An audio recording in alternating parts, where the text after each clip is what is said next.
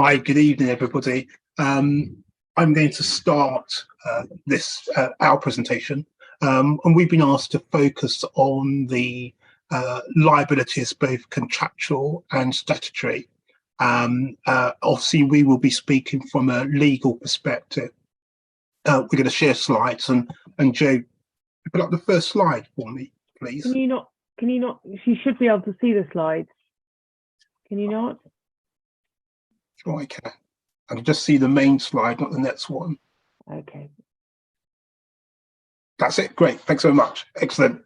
Obviously, when looking at this, we have to go back to obviously one of the key aspects and focuses of the new legislation in the Building Safety Act is historical building safety defects, particularly in respect of residential buildings. And so that leads me to the changes that have been implemented as a result of the Building Safety Act to the Defective Premises Act, and primarily these are changes to limitation periods, which will particularly have an effect, we think, on the landscape, the construction landscape, with claims against professionals within the construction industry. Just to start with, which are really basic understanding of limitation periods. Obviously, under English law, a limitation period is defined as a period upon which one party can bring a claim against another for damages. The Limitation Act, I'm not sure I understand. The Limitation Act 1980 gives the defendant a complete defence if a claim is served after the expiry of that period. So if you're outside the limitation period, you have a complete defence. So now, looking at these changes that have been implemented as a result of the Building Safety Act, the main focus, of course, is on the Defective Premises Act, and we've set out on the slide there the amendments and the relevant clauses. So again, just to give some background to that, the Section 1 of the Defective Premises Act, which is a 1972 Act, requires those constructing dwellings to ensure that dwellings are fit for habitation when the work is completed. And the key words there are this fitness for habitation when the work's completed. And those dwellings then need to remain fit for dwelling for a reasonable period. If they become not fit for habitation, then a claim could be pursued by anybody who was originally commissioned in relation to that dwelling. So that means the professional team, architects, engineers, also contractors, also developers, and that claim can be pursued by anybody who has a legal, equitable interest in the building. So that would be a freeholder, a homeowner, or say a leaseholder. Now, this claim can be brought in relation to any work which is deemed unacceptable in relation to the provision of that dwelling. So, of course, that's in relation to, say, a new house or maybe a conversion of office or large flats. Now, originally under the Defective Premises Act, refurbishment work was not in scope, but it is now in scope. Now, the main thing, of course, is that this new Building Safety Act has extended both retrospectively, but also prospectively, a period of time in which you can pursue a claim. Previously, the period was 6 years, and prospectively, so going forward, now somebody who has a legal interest, a legal equitable interest in the building could pursue a claim for up to 15 years, but perhaps the area that's caused most furor has been that also the time period has been extended retrospectively. So it's been extended retrospectively for a period of 30 years. So what that means is that claims can be brought under the Defective Premises Act for any period going back to approximately mid-1992. The exact period would be June because the implementation of this act was on the 28th of June. So these new measures actually came into force on the 28th of June of last year. There are, or certainly there's been discussion that there may well be possible defences to this claim if it's a retrospective claim. They're yet to be played out. So both Joe and I are waiting with I would say waiting with a kind of keen breath to see what will happen. The main defence that's been argued that one could put forward is that actually this type of claim would be a breach of a defendant's human rights, and that's because of the period of time. You will know as professionals that if you are asked to go back and look at your records for a period of over 30 years to find the people who were involved in that project, the designers, the people that worked on that. That would be extremely difficult. And so the argument is that will be a prospective defence to the claim, but that's yet to be played out. I should say that, of course, if any claim has already been settled or determined by the court, then the claim can't be rehashed or brought again. So if that claim has already been settled, then irrespective of this new extension of time periods, that will be the end of that claim. Now I'd like to just go forward and look at section 38 of the Building Act. This is quite interesting because, again, in the Building Safety Act, this is supposed to be implemented, but it's yet to be enforced. And in fact, section 38 has never been enforced. What this provides for is that a claim can be brought for compensation for physical damage, so that can be both in relation to injury or damage to a property when it's caused by a breach of building regulations. As I've said, although it's referred to in the Building Safety Act, we've yet to see when that's going to actually be implemented. Again, it's going to allow a homeowner to seek compensation.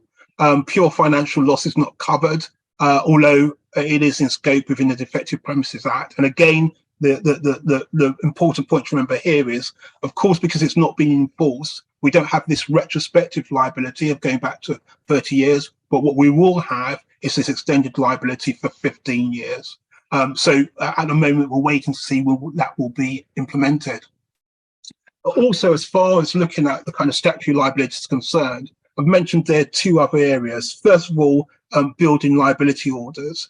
Although the focus of that is not primarily on construction professionals, it's certainly, I think, worth mentioning, primarily because the idea behind this is that actually it seeks to what I would say is pierce the corporate veil.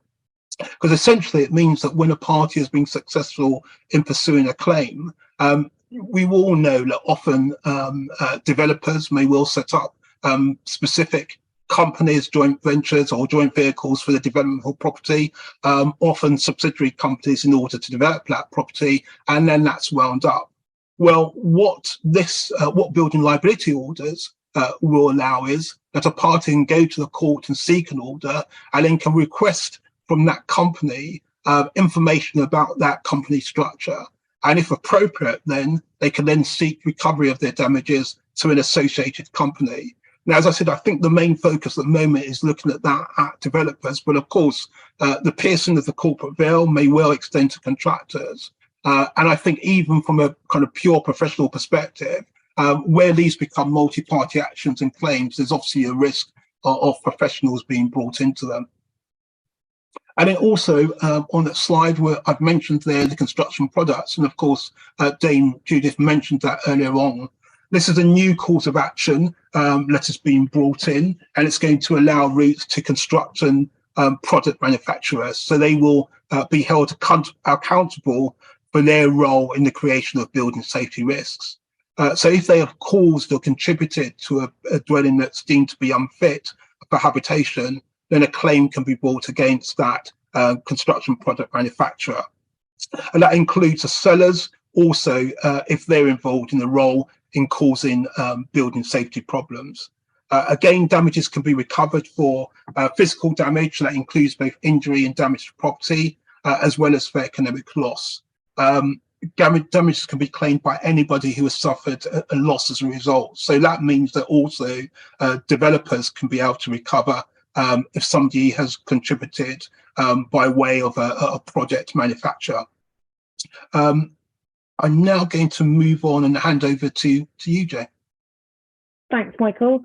I think both of these sections of the Act were briefly touched on in one of the earlier presentations, but the reason for putting these two up is these are where there may be some individual personal liability that comes out of the Act, so looking beyond the corporations down to the individuals involved. The first one to notice is section 39 of the Act, which amends the Building Act to say that contravening a provision of the building regulations will be an offence, and therefore you can be liable for prosecution, and that can lead to an imprisonment of term not exceeding 2 years, and also a fine, which would be a personal fine, not a company fine.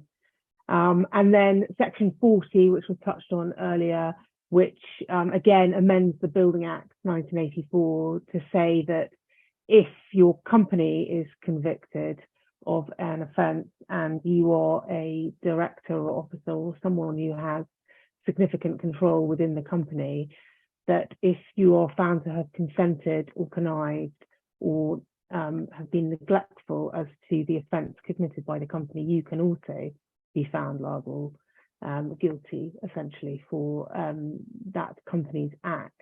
And just in terms of what that means, consent means that you, as someone in a position of power, a director, a manager, a shadow director, a senior officer within the company, to be convicted of consent, that means you have to have an actual knowledge of what has happened and agreed to that action being taken.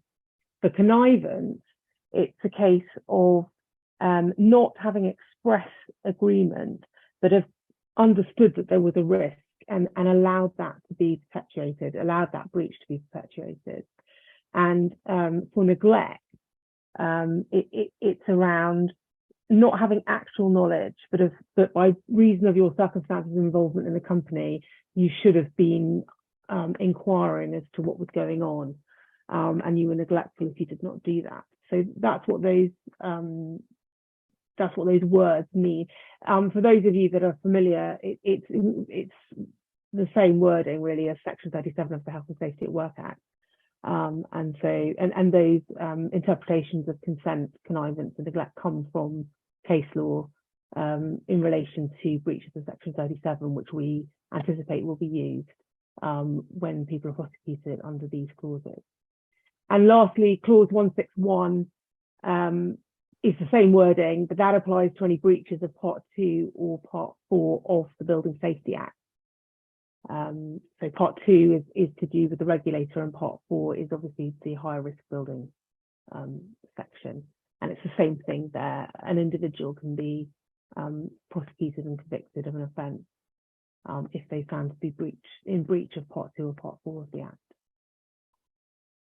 And then we wanted to have a look at some of the contractual liabilities. And firstly, we wanted to look at your appointments, and we're looking at it as at today. So the first thing to note is that not all of the Act is in force. We understand from our contracts and project advisory team that a lot of our clients are coming under pressure with clauses that say we will comply with the Building Safety Act. And obviously that should be resisted, because not all of the Act is in force. So it should only be the things that are in force at the time that you're providing your designs that you are agreeing to in your contract. But we do know there is a lot coming, and so we do encourage all of our clients to put in a change of law clause, because there may well be increased time and costs that come out of the secondary legislation and new requirements that are coming through. And so that's an important clause, given the breadth of change that is going on with the legislation at the moment. As disputes lawyers, the amount of time we find that large professional indemnity claims are triggered by fee claims, we do think it's really important that you deal with the potential for additional fees of complying with the new regime. So additional fees that may come from going back and forth with the building safety regulator at each of the gateways. And coupled with that is provisions in your appointments for dealing with delay or other issues that may come from the building safety regulator's involvement, and making sure that to the extent possible, all of that is brought back down to a breach of reasonable skill and care, not just an open, if there's a delay, you may be responsible. So it's the basic principles of protecting your position by bringing things back to reasonable skill and care within your contract. Obviously, you can't exclude the liabilities that come from the statutes, but within your contractual liabilities. One of the other things we're already seeing is limitation. Michael's already just taken you through some of the extended limitation periods, and we are understanding from a lot of our consultant clients that clients are looking to try and extend contractual limitation periods to mirror the Defective Premises Act extended limitation periods, and obviously that is something to resist and avoid. You need to keep your limitation periods to the usual 6 years under contract or 12 years for a deed. And lastly, competency requirements. As we've touched on in many of the talks today, there are lots of different guidance documents coming out. There are lots of different information out there about competency. And really the advice is not to agree to comply with any particular one, but to use phrasing such as have regard to, because actually until all the secondary legislation is fully out there, we don't know for definite exactly what the statutes are going to, the statutes are going to require. So the recommendation is not to confirm complete compliance with any guidance, but to only have regard to it. And then sub-consultants, obviously, it's usual things about making sure that you've got back-to-back appointments, particularly in terms of what elements you're complying with, in terms of provisions for addressing delay, in terms particularly of limitation, insurance limits, all of those sorts of things. And we've also got on there competency, because it seems to us that under the new regime, if you are appointing a sub-consultant, you will need to confirm their competency to take out their role with them. And that is going to be something that we could see as a way, as a sort of backdoor way in to go after you if your sub-consultant has breached the regulations and proven not to be competent. So that's something else that we are advising clients to be aware of. And then we've got sort of risk management issues. Obviously, the biggest one is insurance, and there's been a lot of discussion about insurance and how the insurance market is responding. At the moment, there is still a lot of restrictions on fire safety, cover for fire safety issues. Whether that will be extended to issues that arise under the Building Safety Act, which are to do with fire safety and structural issues, is yet to be seen. We're also aware that sometimes there may be cover starting to come in for primary layer, but that doesn't always extend to excess layer. So if there are large claims coming, you need to be aware of exactly what cover you have obtained and make sure that your appointments also reflect that. Notification we've got on there because we can see that there could be some disputes around when you're supposed to notify your insurers if there is an issue passing through the gateways under the new regime. Is it if there is simply a block at that gateway? We don't think so. We think that's part of normal practice, and much in the same way as traditionally, if you were looking for planning permission, you wouldn't necessarily notify if you didn't get it on the first go. But query, is it when you get informal advice from the building safety regulator, or do you have to have an official notice from the building safety regulator?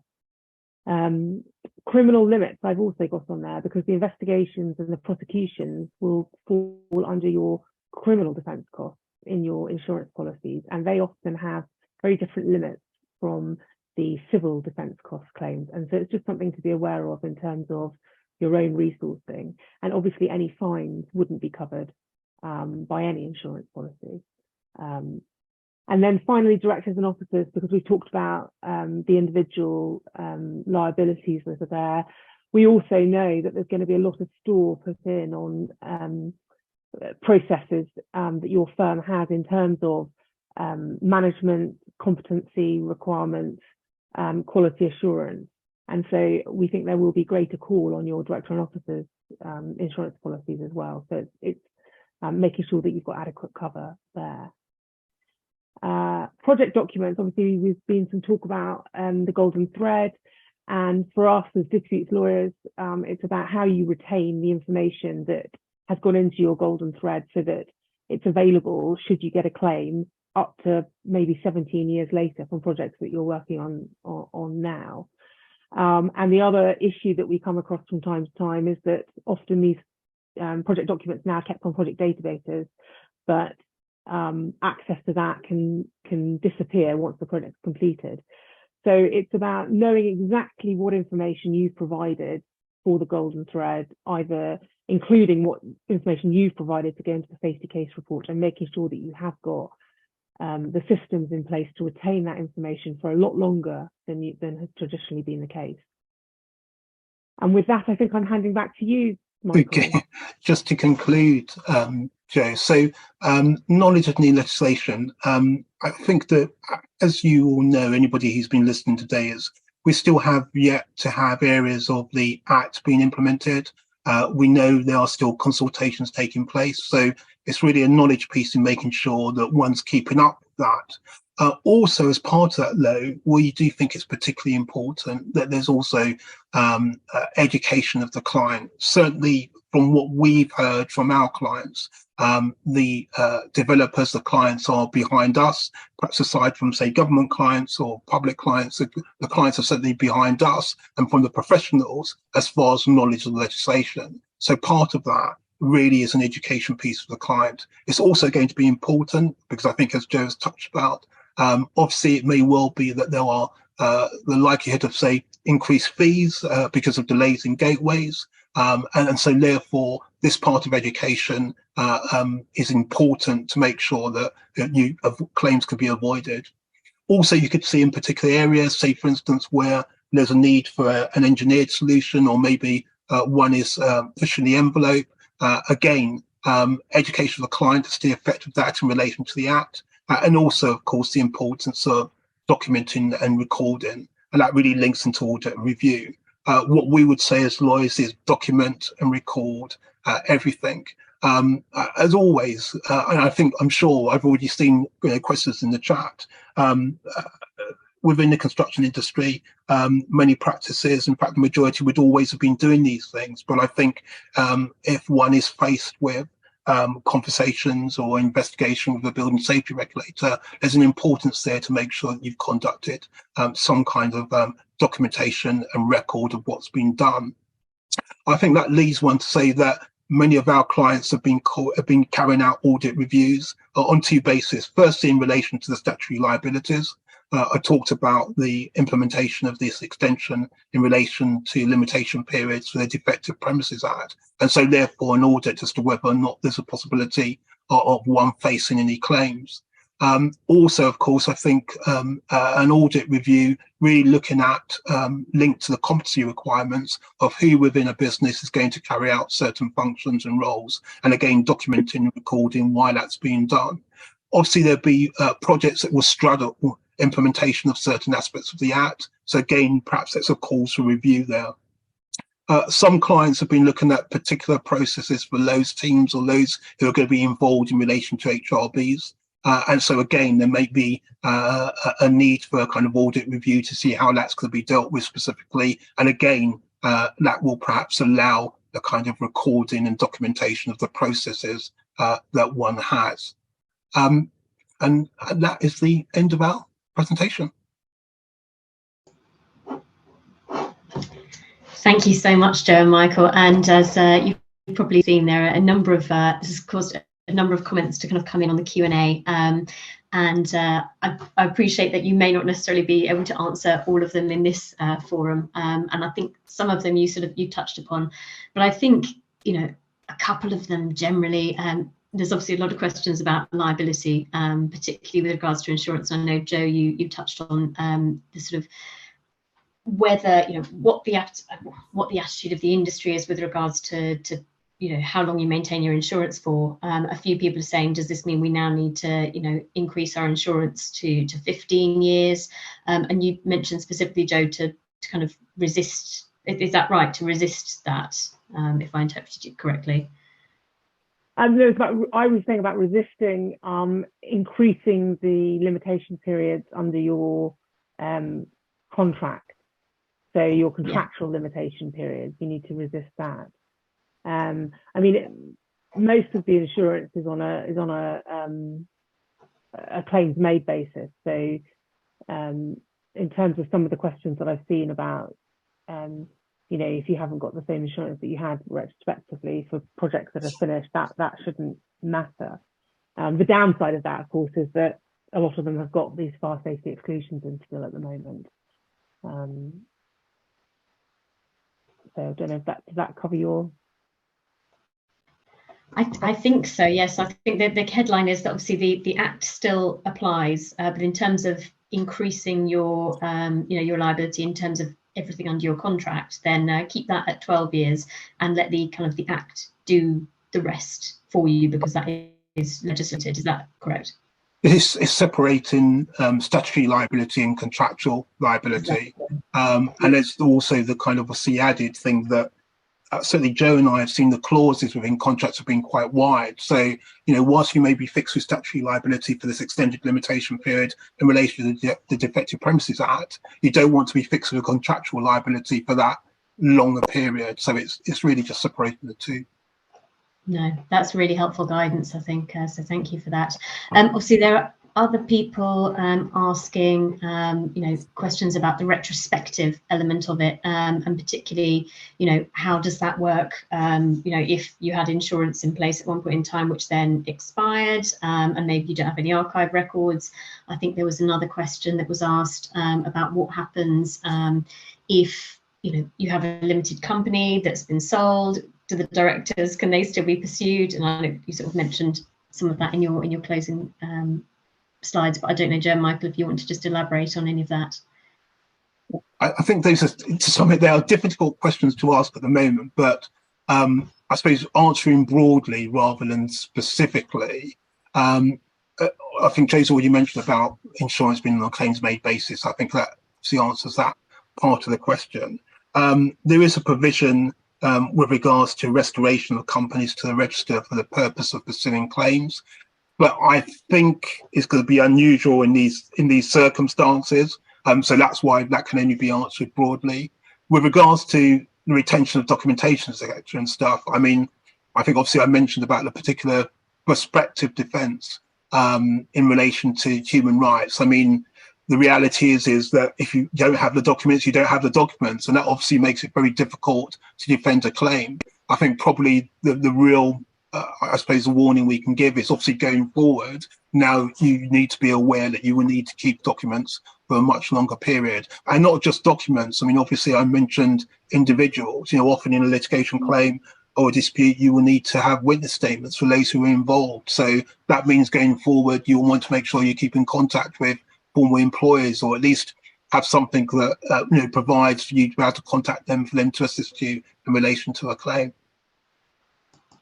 But on the positive note, just as much as it makes it difficult for us to defend claims, it does also make it difficult for claimants to prove claims. So, because they also don't have the records necessarily. So there is a, you know, there's a flip side to it. Yeah. Now, thank you so much, guys. We've sort of come to the end of that. I know Tim. It looks like Tim is still on the sort of the panel. Tim, if you're still there, there's a couple of questions that I think it would be useful to get your input on, if you don't mind, if you've got a couple of minutes to sort of stick with us. David sort of very helpfully answered a couple of questions, which were to do with where people are using third-party building control, and I think that the general consensus that that you basically cannot use third-party sort of building control. You need to use the sort of the local authority route if the high-risk structures.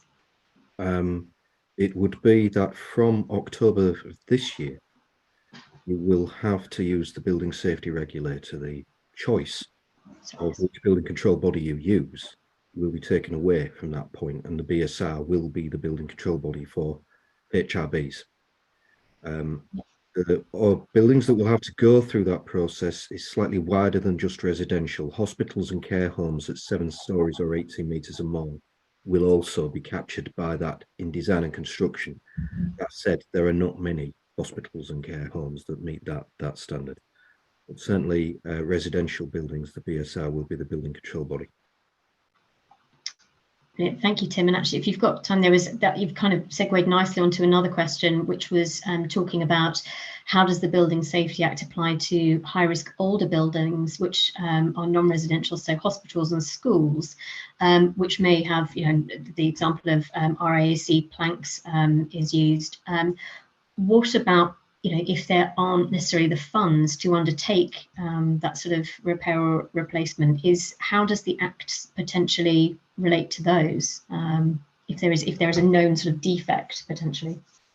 I would defer to my colleagues who are lawyers as the legal front. Certainly the requirements of the Act, Part 4 of the Act, relating to safety cases, the duty to prevent the spread of fire and structural failure, apply to residential HRBs. That's a building that's got 2 or more residential units and is more than 18 metres or 7 stories, or at least 7 stories in height. It doesn't apply to schools, it doesn't apply to hospitals, it doesn't apply to any of those kinds of workplaces. So those kind of issues are back into the historical defects type question that we've been discussing at some length, my colleagues, and I would not attempt to gainsay anything that they've input.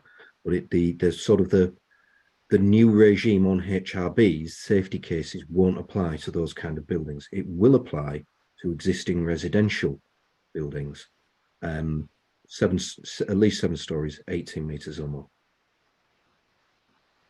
Brilliant. Thank you very much, Tim. And I think what's clear is this is, you know, circumstances like that are really complex areas, and I think it's, you know, I think a lot of these cases will need to be looked at very carefully as, you know, individual entities to understand what the particular and appropriate course of action is.